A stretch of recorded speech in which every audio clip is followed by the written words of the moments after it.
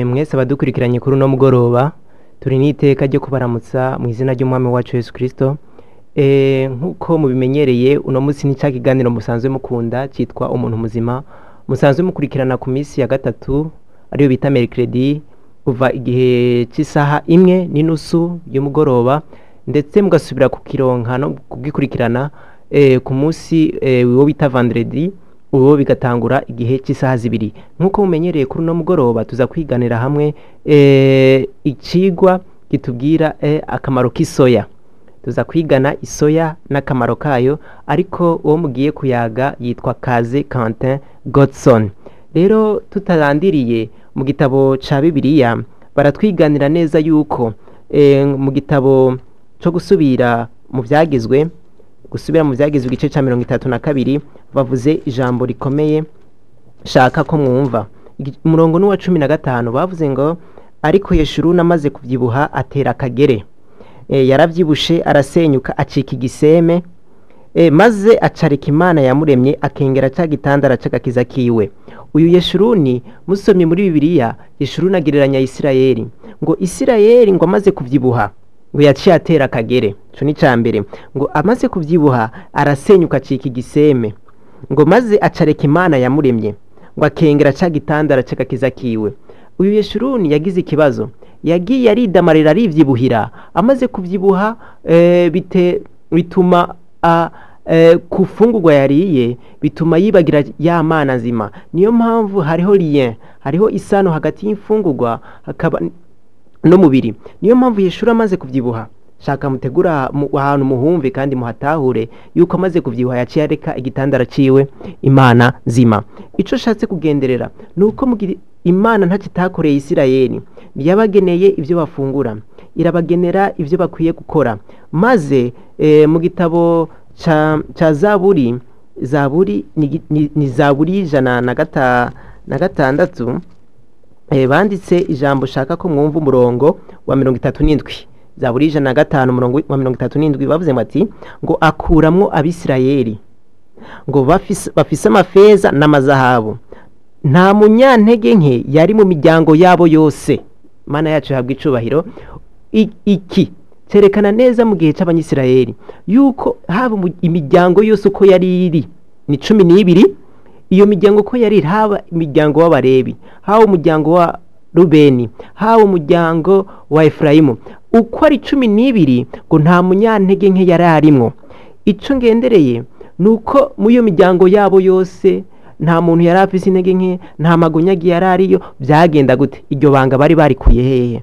Nuko Imana yari yategetse yuko mu gitabo cyo gusubira mu byagezwe, shaka ahantu muhumve mu gitabo cyo gusubira mu byagezwe, kugira iryo banga yo kubona mu miryango yose atamunyantege nke yari arimwo bari babikuye he, bari babyize he? Mu gitabo cyo gusubira mu byagezwe igice c'indwi umurongo wa 12 banditse ngo maze nimwumvira ayo mateka ashinzwe mukayitondera mukayashitsa Uhoraho Imana yanyu azobashikiriza isezerano abagirira imbabazi nk'uko yarahiye basogokuruza. Hepfo ngo umurongo wa 14 bavuze ngo muzogira umuhezagiro gusumba yandi mahanga yose, ntihazoba ingumba y'umugabo canke y'umugore muri mwebwe canke mu masho yanyu. Imana ihabwa icubahiro. ngo Uhoraho azobakura ku indwara zose, ntazobateza nimwe muri za ndwara mbi zo muri Egiputa nk'uko muzizi, ariko azoziteza ababanka bose. Iyo niyo yari novuga ati yari secret, niyo yari ibanga ihishije kubona mu miryango yose atamunyantege nke yari arimwo. Nuko Imana yari yabahaye amabwirizwa, ibaha amategeko ayo yose ngo nibayumvira bizotuma bagira amagara mazima. Rero ingorane ugutwi kwa kino gihe ni kucumva. Niyo mpamvu uzosoma muri Bibiliya kenshi bavuga bati ngo uri n'ugutwi niyumve. Bisaba yuko abantu bagira ugutwi bumve maze bumvire. Ivyo nivyo bizotuma bagira amagara mazima. Niyo mpamvu rero kuri uno mugoroba tuza kwigana igiterwa citwa soya. Muri make Imana imaze kurema Adamu na Eva, yamaze kurema ibirema, amafi byose ndetse irarema, ariko umuntu imugira uwanyuma. Imana itegura umunezero w'umuntu maze irema umuntu, ariko ndetse imutegura n'ivyo azoshikiramwo afungure, ivyo irabirema maze kirema umuntu. imaze kumurema umuntu yaracumuye, ariko naningendereye nitangurira igice ca gatatu umurongo wa 18 aho Imana imaze kubona ko bacumuye yaciye babwira ngo ubu ngo muzotungwa n'ibirimwa vyo mu ndimiro, ibirimwa vyo mu ndimiro. Rero mu birimwa vyo mu ndimiro harimwo soya. Rero soya uko tugiye kuyigana nuku soya muzosome henshi bahise ngo imvugo zibiri zikurikira, bahise ngo ni le roi dans le règne végétal, ico ni cambere. Ica kabiri bavuze ngo ni le super légume, ni ibintu bibiri ariko bishaka gusa. Super légume ngo ni imboga irenze, ngo irarenze, irenze izindi. Ica kabiri ngo ni le roi dans le règne végétal, bisigura ngo ni gifungurwa canke nico mu ndimiro zose niwe mwami. Ni impamvu ni yahe turabikurikirana mu gitabo mu bakunda gusoma. Soya igize ifise ibi bintu bikurikira, ifise ndemamibiri arizo bita proteine. Izo proteine ziri mu rwego zifise proteine zirenga ibice 36 n'ibice 5 kwijana. Izo zikaba zisumba ziri mu nyama no mu magi, kuko mu nyama hoho hari proteine canke ndemamubiri z'ibice 20 kwijana. Hama mu magi naho hari ibice 12 n'ibice 5 kwijana. Bisigura yuko mu isoya harimo 66 kwijana irazirengeye bivanye mu ndema mubiri ziyigize. Niyo mpamvu mu ndema mubiri gusa zonyene ubwavyo izo zirarenze, nico mpamvu mu ndema mubiri yoyo yabaye iya mbere. Mu byo bita les acides gras, les acides aminés essentiels, izo ni 22. Ari soya yoyo ifise les acides aminés essentiels zose 22 harimo ni iyo bita histidine.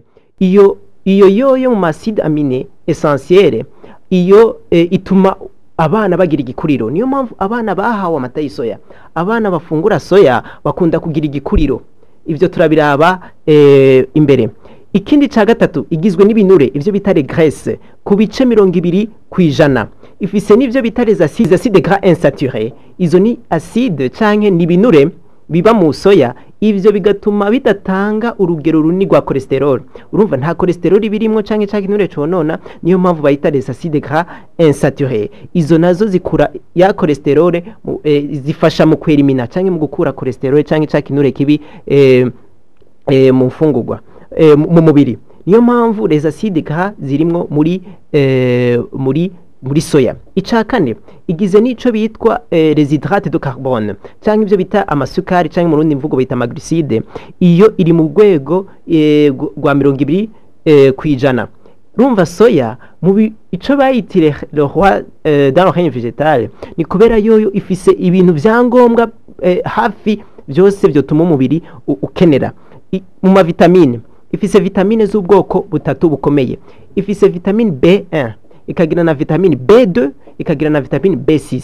Vitamine B ya mbere bayise ni thiamine canke anerine. Iyo vitamine ifashiki ku muntu ayibuze agira manque d'appétit, nta kayabaga agira. Ikindi agira umuruho w'ikirenga, ico bita asthénie. Ikindi akunda kugira fatigue, arakunda kuruha.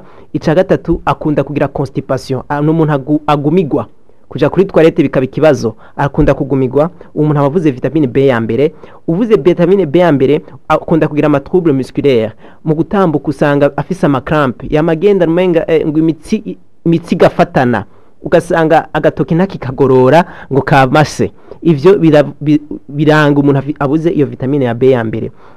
B ya mbere uyibuza akunda kugira ama trouble circulatoire, umutima utera nabi canke amaraso gukwirakwira mu ngingo bitera nabi, ni hahandi haca hazamwe ibinyanya. Ikindi naco iyo vitamine B ya mbere irakenewe cyane. Niyo mpamvu mu soya irimo ku rugero rushimishije, kuko ku muntu akeneye amagarama rimwe gushika ku magarama 2 ku munsi kugira ngo iyo vitamine ikore mu mubiri maze umuntu agende amere neza. Ikindi naco nuko iyo vitamine B ya mbere kuko bayise thiamine ifise ishobora kuvura canke gukinga ingwara zikurikira. Nuko ishobora kuvura ingwara za beriberi, abantu kasanga ingwara za beriberi. Ikindi ukuvyimba kw'imitsi, aho usanga bakunda kuvyimba imitsi, ugasanga imitsi yavyimvye, ugasanga ngo n'umutima wavyimvye.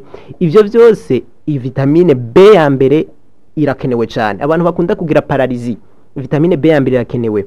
pararizi ni ukuntu umubiri ukongatara, umuntu ntakabakabwe ugasanga umubiri warakongataye. Ivyo pararizi yagushikiriye umuntu yo mu administra canke akamufashisha vitamine B ya mbere. Ibindi navyo ishobora gukinga indwara za herpes, izo zikunda gufata igitsina gore cyane kuko ni bakunda guhura n'ama infection genito urinaire canke ama infection aca mu bihimba vyirondoka vy'igitsina gore.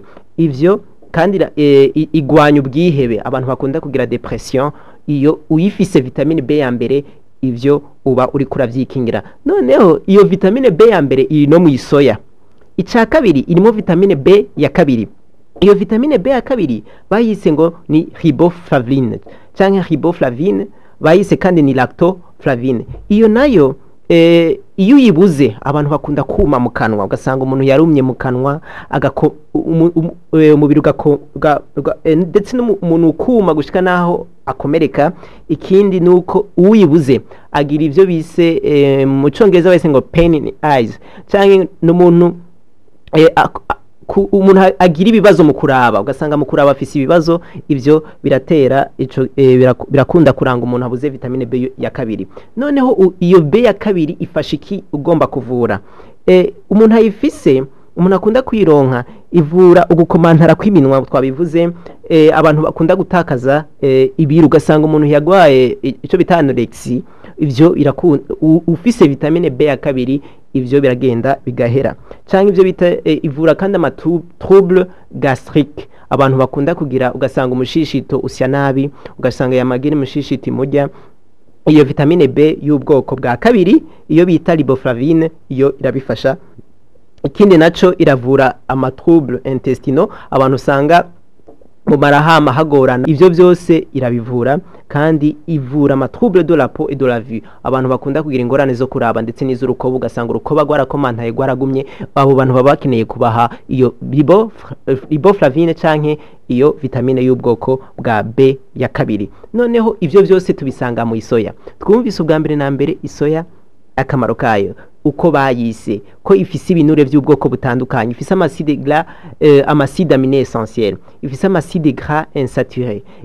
Ivyo byose vyerekana ububasha canke soya igituma ifise akamaro. Ikindi twakurikirana muri iki gitegwa citwa soya nuko ifise vitamine ya B6. Iyo vitamine B6 iri ku rugero rwa 20%. Iyo nayo bayita pyridoxine. Abayibuze bakunda kugira irritabilité, n'abantu usanga bashavuzwa n'ubusa, ugasanga n'abantu bivumbura, abo baranga no mubuze vitamine ya B6. B6 kandi uyibuze umuntu akunda kugira ibizunguzungu, akajugumira, umuntu akunda kudegedwa, akajugumira aho onye bifata ku bana batoya ababuze B6.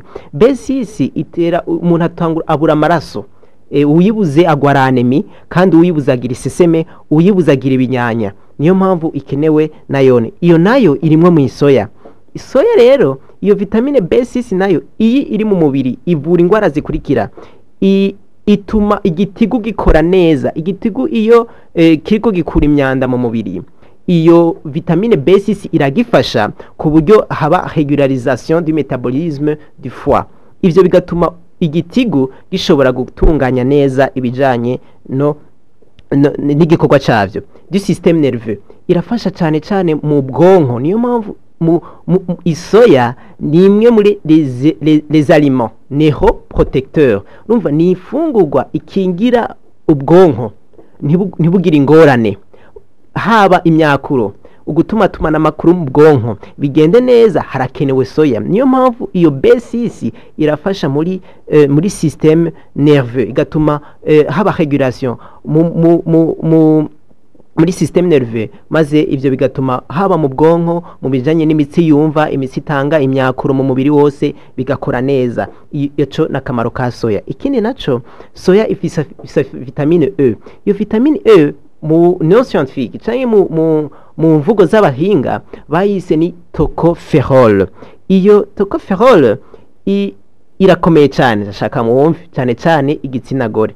Iyi vitamine kuyibura haba ku bagabo barayikeneye, ariko cyane mwumve ari igitsina gore, kuko isoya cyane nko ku badamu canke igitsina gore bakwiye kuyifata nka nkama, bivaye n'ibikurikira tuza kuyigana kuri uno mugoroba. Noneho soya ifise vitamine E nayo, iyo vitamine E igwa icambere ituma abavyeyi batagira les accouchements prématurés, bisigura ngo abavyeyi bakunda kuvyara canke bakunda kwibaruka hataragera, iyo ufise vitamine E ivira bikinga. Ica kabiri nuko igwanya les avortements, hari abantu usanga avyara hataragera, ivyo ufise vitamine E ivyira bigwanya. Niyo mpamvu vitamine E irakenewe cyane kuba ku gitsina gore. Ikindi nuko ama trouble de menstruation, de la grossesse et de la ménopause, abantu bakunda kugira ingorane mu mezi, ugasanga ubutinyanka buza buhindagurika, ugasanga ubutinyanka uno musi buraje igihe nibuza, abandi ugasanga amaze amezi butaza. Ufise vitamine E ivyo irabirinda bigatuma ivura ubwo butinyanka buhindagurika. Numva ni trouble de menstruation. Ikindi ni trouble de la grossesse, abantu bakunda imbanyi, ugasanga imbanyi zagoranye, ugasanga umwana akunda ugasanga hariho ugasanga umuntu hageze imbanyi atanguye guhindagurika, haba agatangura kuzana ingwara atahora agwaye, ugatunga ivyo birategwa no kubura vitamine E haba mu mubiri. Niyo mpamvu irakenewe cyane. Et de la ménopause, abantu bageze mu guca, iyo vitamine E irakeneye kugira ngo ntihabe ingorane, haba mu guca umuntu ntagire ingorane, maze nihagera menopause bitungane neza, ntihabe ayandi ma effet canke izindi ngorane zizi nyuma yo guca imvyaro. Noneho vitamine E irakenewe. Ikindi nuko abantu bafise amaberebere adakwiye, irafasha kugira habe secretion, habe ugukogwa kw'amata kw'amaberebere y'abavyeyi. Ituma kandi ituma hataba trouble de développement chez la nourrisson. Iyo umwana ironka kenshi bituma kura neza. Ico nikindi igwanya les maladies du système nerveux et musculaire, abantu bakunda kugira ingorane haba zo mu bwenge, ugasanga mu bwonko ntihagenda neza, ndetse na musculaire, abantu bakunda kugira ingorane haba mu gukomantara k'umubiri wabo. Ikindi naco iragwanya les maladies cardiovasculaires, ingwara z'imitima. Ikindi naco nuko irarinda ivyo bisa les ulcères veineux. Ivyo rero iyo ni vitamine E, iyo nayo iri ku rugero rushimishije muri soya.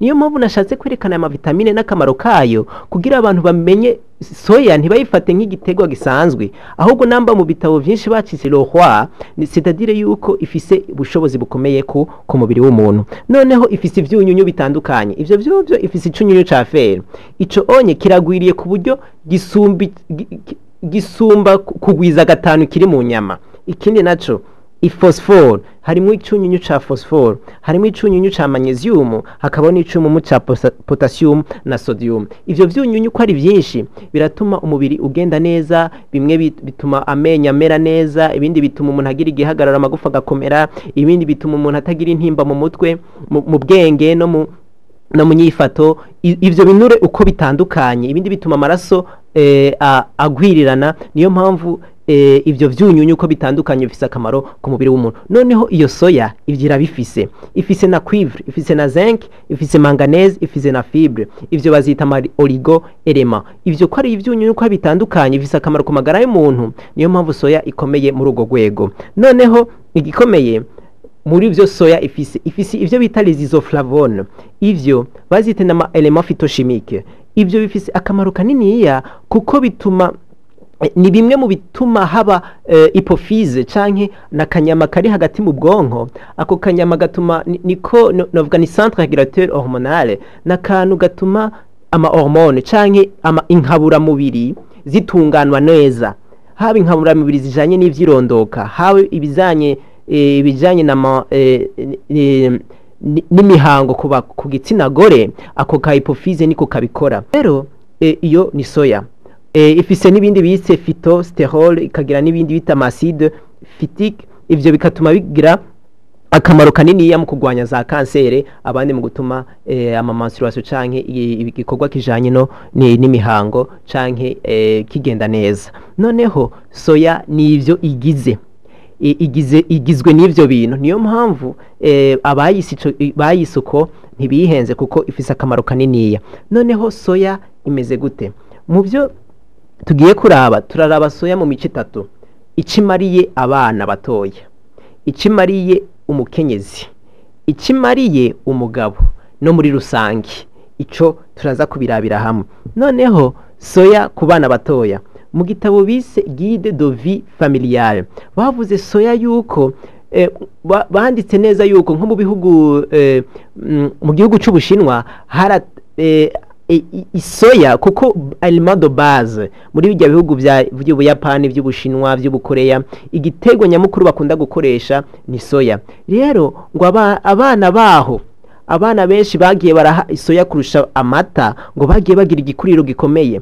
Niyo mpamvu isoya ifise akamaro kanini ya cyane, kuko nk'abana banywa amata y'isoya bakunda kugira igikuriro kurusha ndetse n'abanyoya y'inka.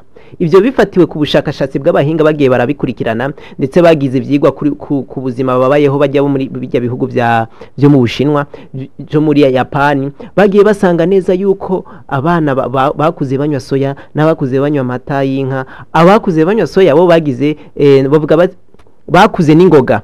Niyo mpamvu mu bitegwa bishobora gusimba canke kuja mu kibanza c'amata y'inka ni soya. Soya kuko ifise ibinure birenze ibiri mu nyama, ifise amacide gras essentiel aruta yari mu nyama. Ivyo byose vyerekana neza yuko ifise agaciro kaniniya. Niyo mpamvu ku bana bakunda kunywa amata y'isoya bakunda kugira igikuriro. Soya ifise ico bise histidine. Histidine ni ubwoko bw'amaproteine canke ndema mubiri, nayo iri mu bwoko bw'amacide gras, acide amine essentiel murantunga. Amacide amine essentiel gituma bagize ni essentiel nuko umubiri uyakeneye, umubiri ntushobora kuyaronka ku giti cayo. Niyo mpamvu bikeneye ibica hanze, ibica mu kanwa kugira ngo ayo macide akenerwe. Niyo mpamvu bayise essentiel. Rero harimo histidine. Iyo histidine nayo ni acide amine essentiel, iyo ikenewe ku magara y'umwana mutoyi agomba gukura, kuko ifasha igikuriro c'abana. Iyibuze abana ntibakura, baba utwana tudakura. Ico ikindi nuko mu magarama 500 y'intete, bisigura inusu y'intete z'isoya, ushobora mu ntusu y'intete y'isoya bingana n'amaritiro 5 y'amata y'inka. Bisigura mu nusu y'isoya y'intete z'isoya hari tenere yayo canke ibiyigize bingana n'amaritiro 5 y'isoya, bikangana kandi n'amaduze nabiri y'amagi, bisigura amagi 28. Urumva ufasha amagi 28 undi agafata inusu y'isoya, birangana kandi akangana n'uwanyoye litiro 5 z'amata. Bisigura isoya irakomeye cyane. Mwumva yuko mu litiro mu nusu y'isoya harimo ibintu bikomeye cyane, bingana urumva namwe ni byinshi. Ico nikindi. Isoya rero ifise akamaro kanini ya cyane. Niyo mpamvu bayise uko kuntu. Noneho isoya ku bana batoya ibavura diare, ikabavura amareji infantile, ikabavura asima, ikabavura n'ingwara z'urukoba. Ivyo irabifasha cyane. Niyo mpamvu ku bana batoya gusa, niyo mpamvu nabiciye mu migwi kugira ngo abantu bumve neza yuko ku bana batoya gusa soya ifise akamaro. Tutaragenda kubakuze, tutaragenda no gitsina gore, kuko gitsina gore hoho soya iragutse cyane. Niyo mpamvu ku bana batoya itera igikuriro, mwavyumvise, ituma abana batasobora birinda zo ngwara za asima, bingura ingwara za bronchite, kuko bronchite hanini iterwa n'amata y'inka. Ivyo kugira umuntu abisimbure canke abishire mu kibanza cavyo, akwiye gufata amata y'isoya. Hariho ivura ingwara z'urukoba, ikavura n'amareji infantile, abana bakunda kugira utualerji, bakunda guhura n'amareji atandukanye. Noneho mu kiro c'isoya gusa umuntu ashobora gukuramo amaritiro 4 canke 5 y'amata. Niyo mpamvu isoya iragwira cyane kandi abantu boza barayikoresha. Rero iyo vitamine iyo soya ifise akamaro kanini ya ku bana batoya, kuko ibavura muri byinshi bitandukanye. Ituma bagira igikuriro, ikabavura ingwara za asima z'amareji bakunda guhura nazo, ikavura ingwara z'urukoba. Abana bakunda kugira ingwara z'urukoba, abantu irakunda kubavura. Niyo mpamvu mu bana bakunda kugira bagwaye kwashi, abantu bakunda bisaba yuko babaha isoya. Rero isoya turavuga isoya ku gitsina gore naho. Isoya ku gitsina gore kubera ifise isaflavome ku rugero rukomeye, ifasha mu gukora hormone canke inkaburangingo yitwa estrogene. Iyo estrogene ikorwa ni les ovaires. Iyo estrogene irafasha cyane kugira ngo habe iregularize canke ishire ku gihe abantu bakunda kuja mu mihango ihindagurika, amaregre irrégulière, abantu bakunda kugira ivyo kubera estrogene irabifasha. Rero ifatanije na soya kuko ifise ya isoflavone twababwira, biratuma iregulariza amasysteme hormonal canke udukaburangingo. Ivyo bigatuma umukenyezi ashobora gukira ibintu bikurikira. Icambere nuko igira ishira ku rutonde ibijanye n'imihango, bisigura abakunda kuja mu ubutinyanka, umuntu akagira ubutinyanka buhindagurika, ivyo iratuma ubutinyanka buja ku gihe. Ico ni cambere. Ikindi nuko ituma umukenyezi iyo ageze muri menopause, umukenyezi iyo ageze mu guca imvyaro agiye arafata soya, haba muri phase premenopause canke postmenopause, ivyo biramufasha cyane kugira ngo soya imufashe mu kugwanya amatrouble canke ingorane zoza amaze kuhagarika canke guca imvyaro. Iyo soya iramufasha cyane. Soya igwanya ingwara za osteoporose. Ingwara ya osteoporose itegwa cambere n'amata menshi, ico ni kimwe. Ica kabiri itegwa n'inyama nyinshi kuko surface canke amagufa y'abagabo n'ay'abagore ntaremereye co kimwe, ntakomeye canke co kimwe. Abadamu canke igitsina gore coco ubwacu kirakunda gukarirwa n'ingwara osteoporose bivanye nuko ibinure byinshi bivuye mu bikoko bikunda gukuramwo calcium.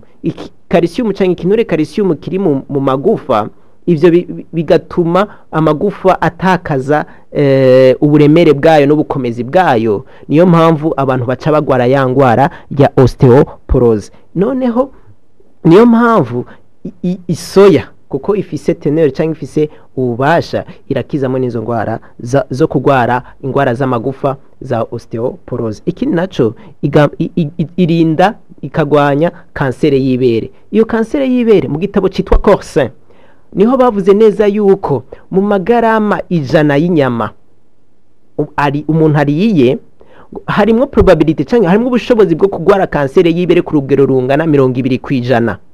Bisigura abajya amagarama 100, amagarama 500 y'inyama bafise ubushobozi bwo kugwara kansere y'ibere ku rugero rw'100%.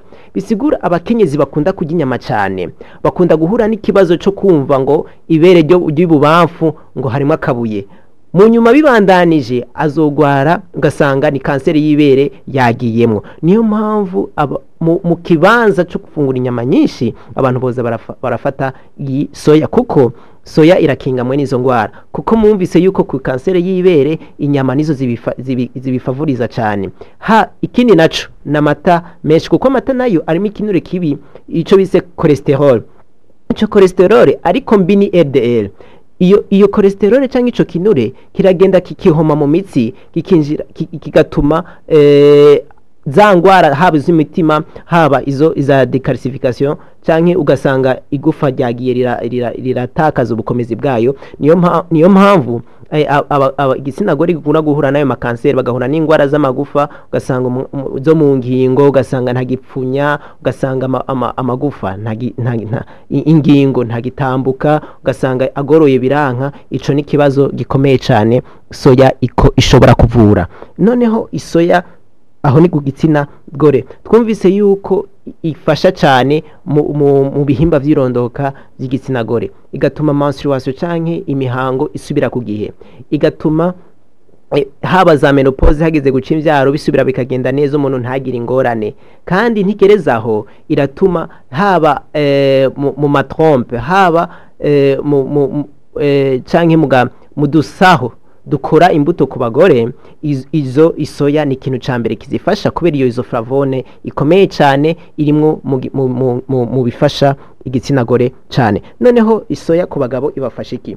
Ivura kanseri ya prostate, ico ni cambere. Ica kabiri ivura umutima kuko ivura abantu bakunda imitima, abantu bakunda kugira ama infarctus du myocarde, abantu bakunda kugwana imitima, ivyo irabirinda cyane. Ikarinda ingwara za arteriosclerose, bigatuma ni ingwara ikunda gufata umutima, haba amartere yabaye obstrué canke amartere yagize ikibazo insoya irabivura. Niyo mpamvu isoya ikomeye cyane ku bagabo. Ikindi ivura ni thrombose, ni ingwara z'imitima nyene zikunda gufata ingwara umutima, ivyo kirabivura. Rero niyo mpamvu isoya ikomeye cyane, igwanya osteoporose, kandi abantu bakunda kuyifungura cyane irabarinda. Niyo mpamvu isoya irakomeye cyane. Rero isoya nicimariye umuntu muri rusangi, ariko twumvise neza akamaro kayo, icikora n'icivura. Ubu naho tugiye kuvuga muri rusangi ico ifasha. Rero soya ni igitego gikomeye cyane, mwacumvise. Iyo rero shaka ko muyumva, ifise uburyo bwinshi itegurwa. Ishobora gutegurwa n'amata y'isoya, ishobora gutegurwa ari tofu, iyo bita fromage de soja, ishobora gutegurwa ari viande végétale, ni inyama y'isoya, iyo irabaho. Hariho sauce de soja, mu bitabo byinshi muzoyita bakunda kwita ni tamari.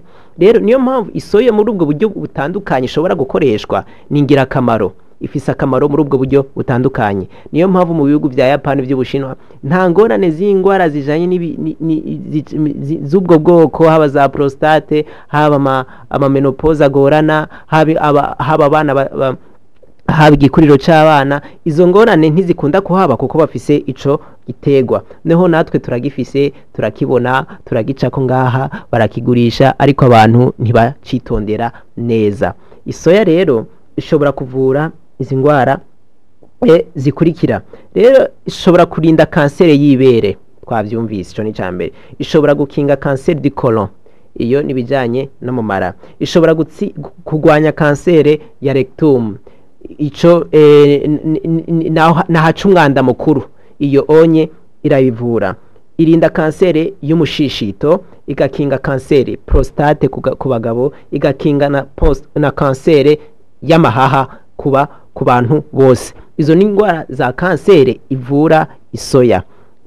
Ikindi naco, iyo soya wayironse ugafata urushi rw'isoya ukagwinika, ico ni cambere. Ugafata ukinika ikaranga canke ivyema vyumye, ukabiraza mu mazi ukabikurayo. Isoya ukaziraza mu mazi ukazikurayo bukeye. Ugafata ikaroti zibiri ukakatira kuri utwo tuntu washize ku isahani. Ugafata canke amavuta ya tournesol canke y'ibihoke ugashira ku ibiyiko bibiri.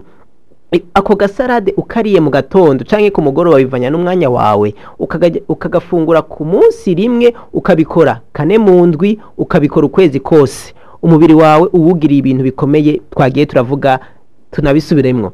Icambere nuko amaregre ari irrégulière, abantu bakunda kuja mu mihango ihindagurika, ivyo biraja ku gihe. Abantu bakunda kugira amatrouble, abantu bakunda nk'abavyeyi bageze mu guca imvyaro, abo onye biragenda bikagenda ku gihe, ku buryo umuntu azoca imvyaro ntagira ikibazo. Ivyo birafasha cane ku ngwara z'urukoba, abantu bakunda kugira urukoba, kuko twumvise yuko mu vitamine za B2 zirakunda gukinga izo ngwara z'urukoba. Ivyo bigatuma umuntu agira urukoba rwiza rumeze neza. Ico nikindi, ako kantu nyene bigatuma cane twumvise yuko vitamine E, kuko irimo cane muri isoya, ikongera ikaba mu mavuta y'ibihoke, bituma ukira za ngwara twagiye turavuga zama accouchement prématuré, abantu bakunda kuvyara utwana tutageze, abantu bakunda kugira ingorane hageze bagize bafise inda. Ivyonye birerekana neza yuko ugufasha ako kantu biragufasha cane. Noneho ivura kandi ako kantu nyene gashobora kuvura ingwara nyinshi, nico gituma ugafasha ukabikora ukwezi kose ubugiriye neza umubiri wawe. Rero muri make twariko twigana igitegwa citwa isoya. Imana yatugiriye neza, rero namwe mucumve kandi mugikurikirane neza, mugerageze kandi ahiwanyu mucitegurire kandi mugifate. Mushobora kubifata mu buryo butandukanye twagiye turababwira, hama ikindi gihe tuzobereka ingene bakora ivyo bintu, haba ingene bafata bagakora amata y'isoya, haba uko bakora ivyo bindi bitandukanye. Rero Imana nyina amahoro itwumvisha ibi bintu kuri no mugoroba. Turangiriza kuri no somo rya Bibiliya mu gitabo ca Zaburi igice n'ijana umurongo n'uwa 20. Bavuze bati ngo arungika ijambo ryiwe akabakiza indwara, abakiza kuja mu vyobo vyabo. Abo nibashimira Uhoraho kugira neza kwiwe n'ibikorwa bitangaje yakoreye abana b'abantu. Imana yacu habwa icubahiro. Burya umuntu yaremwe kubw'ijambo ry'Imana. niyo mpamvu n'ubu yarungitse ijambo kugira ngo rikize abantu, maze ba bantu ntibasigaraho ahubwo bashimire Uhoraho ngo ukugira neza kwiwe. Rero Imana ibitwumvishe kuri uno mugoroba, iduhe gukunda isoya no kwifungura, kandi ibe umwami mu ngo zacu, mu biremwa byo mu biribwa byose. Imana ibiduhere ubuntu kandi bitwumvishe mu izina rya Yesu.